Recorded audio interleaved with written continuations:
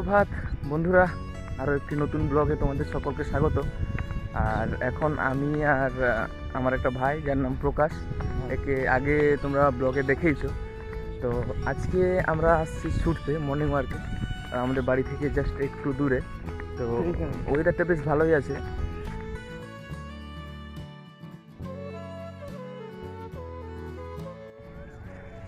কিছুক্ষণ ছোটাছুটির পর একটা ছোট বসার জায়গা পেয়েছিলাম, তো এখানে বসেছি। আমি আছি, প্রকাশ আছে।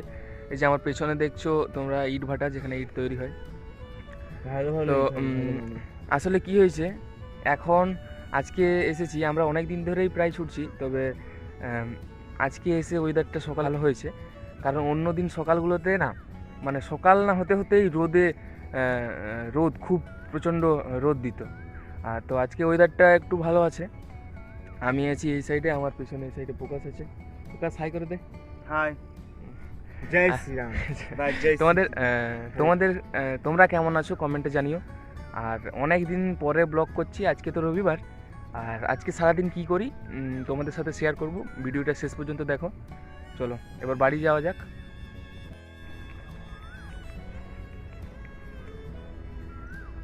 সামনে দেখছো তোমরা প্রকাশকে। প্রকাশ কখন এসেছি বল। हम 4 করলি थोड़ा वॉक किया और उसके बाद थोड़ा यहाँ पे बैठा हूँ। और यहाँ के मौसम कैसा है? मौसम अच्छी है, इतनी भी गर्मी नहीं है और ठंडी भी नहीं है। देखता हूँ। হয়েছে, আমি প্রকাশকে জিজ্ঞেস করছিলাম যে কখন এসেছি, এইগুলোর ব্যাপারে ভিডিও মানে নিচ্ছিলাম। তো কি করেছে, হিন্দিতে বলেছে। আর যদি ওর কোনো ভুল হয়ে থাকে কিংবা আমারও ভুল হয়ে থাকে, আমাদেরকে ক্ষমা করবেন। আর যদি ভালো হয়ে থাকে অবশ্যই কমেন্ট করে জানাবেন যে কেমন হয়েছে। তো চলো যাওয়া যাক বাড়ি এখন। তো জাস্ট এখন মোটামুটি 2টোর মতো বাজে। বাড়িতেই ছিলাম, প্রচণ্ড রোদ চারিদিকে। আর ভাবলাম যে এখন একটু আম খেলে ভালো হয়, কারণ এমন সময়ে, এমন রোদের দিনে আম, তেঁতুল, নানা রকম টক চিজ জাতীয় খাবার আমাদের খেতে ইচ্ছা করে। তো আমাদের সামনে, আমাদের বাড়িতেই গাছ আছে, তো সেটা পাড়বো আর খাবো। চলো, এই যে এটা আমাদের গাছ, এখান থেকে পাড়বো।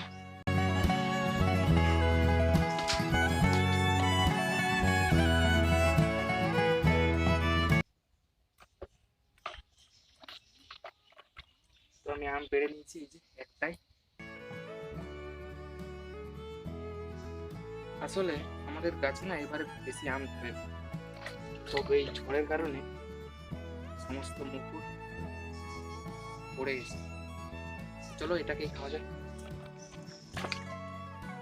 টক জাতীয় খাবারটা না, টক জাতীয় খাবারের নাম শুনলেই মানে জিভে জল চলে আসে, ঠিক আছে, এরকম ব্যাপার। তো কাদের কাদের বাড়িতে আম গাছ আছে অবশ্যই কমেন্টে জানিয়ে। আর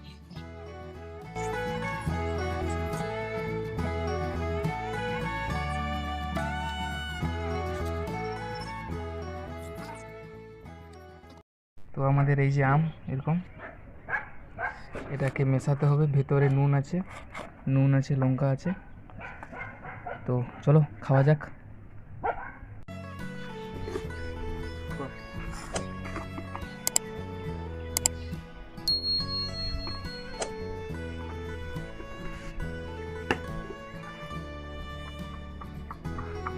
দেখাচ্ছে কেমন, জিভে জল চলে আসছে।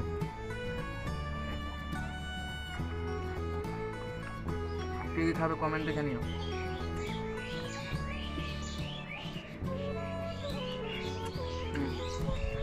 তো চলো খাওয়া যাক।